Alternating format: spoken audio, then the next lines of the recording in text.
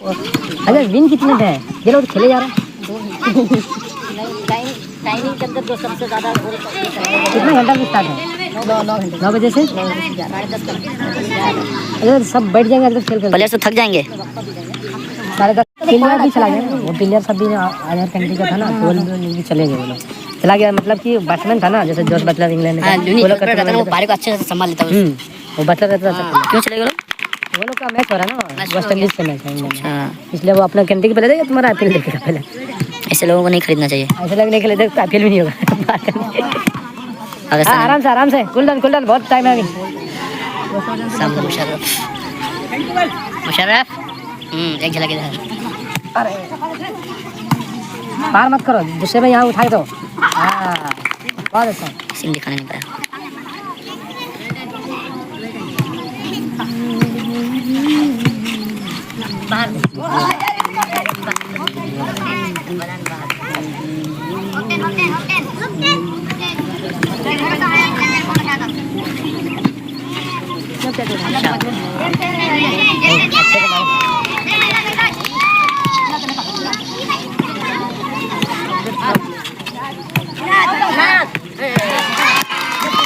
अरे जब भी वीडियो बना रहे हो गिरा दे रहे हो। देखने वाला तो बहुत गिर रहा है।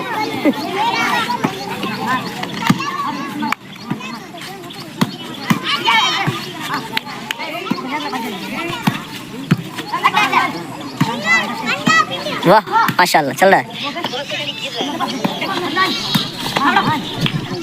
अरे सही जिंदगी है ना बच्चा कर ले लो ऐसे करो